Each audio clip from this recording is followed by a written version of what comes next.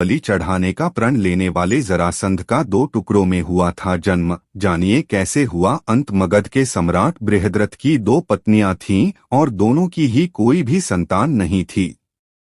बृहद्रथ एक दिन महात्मा चंडकौशिक के पास गए और उनको अपनी समस्या बताई। महात्मा ने उन्हें एक फल दिया और कहा कि ये फल अपनी पत्नी को खिला देना, इससे संतान की प्राप्ति हो जाएगी। जरासंध भगवान कृष्ण के मामा कंस का ससुर था। उसके पिता का नाम बृहद्रथ था। जरासंध भारत के सबसे शक्तिशाली राज्य मगध का सम्राट था। कहते हैं कि जरासंध ने अपने पराक्रम से 86 राजाओं को बंदी बना लिया था। जरासंध को लेकर ये बात भी प्रचलित है कि वह चक्रवर्ती सम्राट बनने के लिए 100 राजाओं को बंदी बनाकर किसी विशेष दिन उनकी बलि देना चाहता था। वह अत्यंत ही क्रूर और अत्याचारी था। जरासंध जन्म मगध के सम्राट बृहद्रथ की 2 पत्नियां थीं और दोनों की ही कोई भी संतान नहीं थी। बृहद्रथ एक दिन महात्मा चंडकौशिक के पास गए और उनको अपनी समस्या बताई।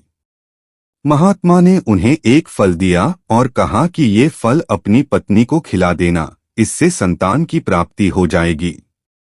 क्योंकि राजा की 2 पत्नियां थीं, तो उसने फल को काटकर दोनों पत्नियों को खिला दिया।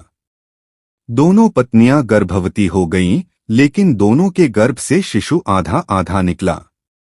ये देखकर रानियां घबरा गईं और उन्होंने अपने शिशु के दोनों जीवित टुकड़ों को बाहर फेंकवा दिया। इन टुकड़ों पर एक राक्षसी की नजर पड़ी।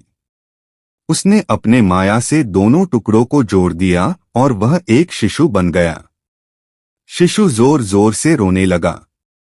उसके रोने की आवाज उसकी माताओं ने सुन ली और रानियां बाहर निकलीं और शिशु और राक्षसी को देखकर आश्चर्य में पड़ गईं।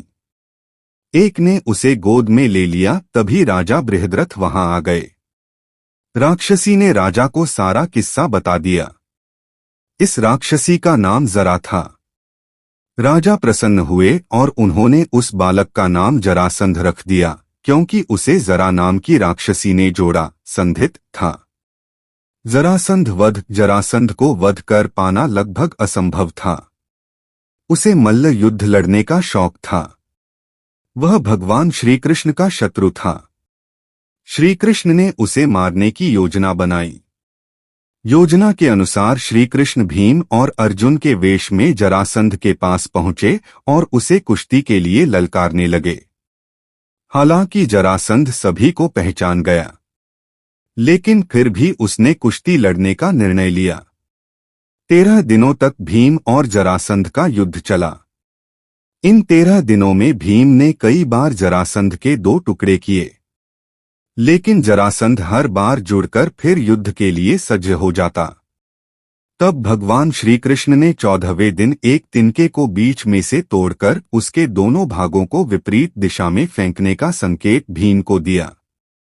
भीम श्री कृष्ण के संकेत को समझ गया और उसने जरासंध को बीच में से फाड़कर उसके एक हिस्से को दूसरे फाड़ की दिशा में तो दूसरे हिस्से को पहले फाड़ की दिशा में फेंक दिया।